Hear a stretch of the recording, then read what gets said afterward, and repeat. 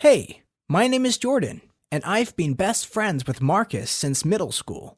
We are very different, but that's why we get along so well. I tend to keep to myself and don't talk much, while Marcus is funny, charming, and a huge extrovert.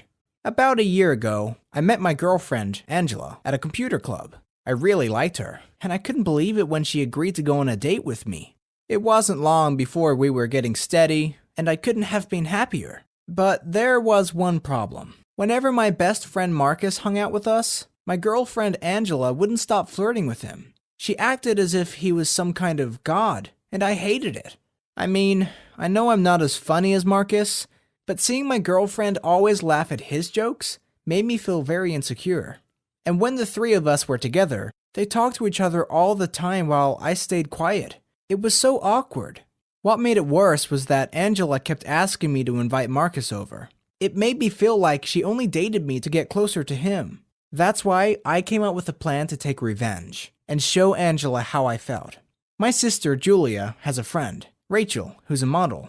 I asked my sister if Rachel would be interested in earning $50 to hang out with me and my girlfriend Angela for a bit.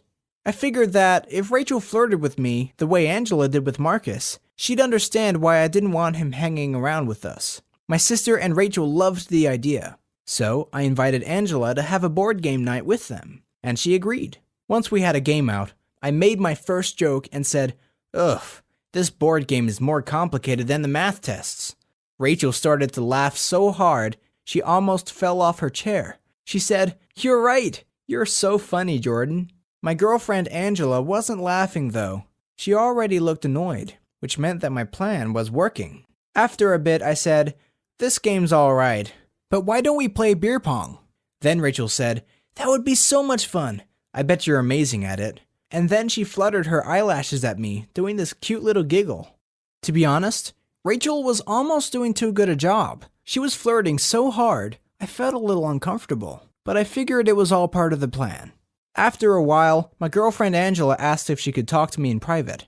When we were alone, she got really angry and said, "Stop flirting with her. She's all over you. She's laughing at everything you say, even though it's not funny. It's pathetic. You need to tell her to leave." I loved seeing Angela all jealous.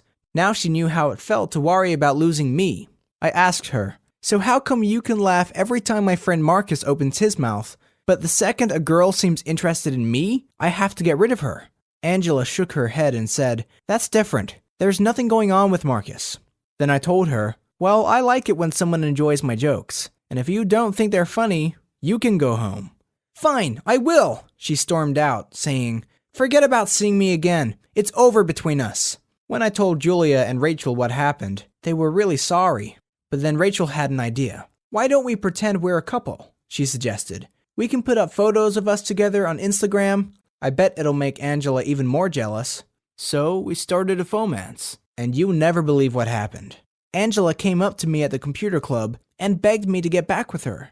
She even apologized for flirting with Marcus and said breaking up with me had been a huge mistake. I was tempted, but in the end, I decided to stay single. If it wasn't for Rachel pretending to be my girlfriend, I don't think Angela would have wanted me back. And once I'd thought about our relationship, I wondered why I'd want to be with someone who made me miserable and kept talking about how great my best friend was. Did you know she used to complain I was too short and told me to go to the gym because she was embarrassed by how I looked? Dating Angela was a mistake, but that's okay. I learned from my experience and won't date someone like her again. Some things she said made sense though. She was right, my social skills weren't great. So I got a part-time sales job, which forced me to learn how to talk to people. I feel like breaking up with Angela made me grow up a bit. Anyways, thank you for listening. And if you enjoyed watching this animated story, then please subscribe to this channel.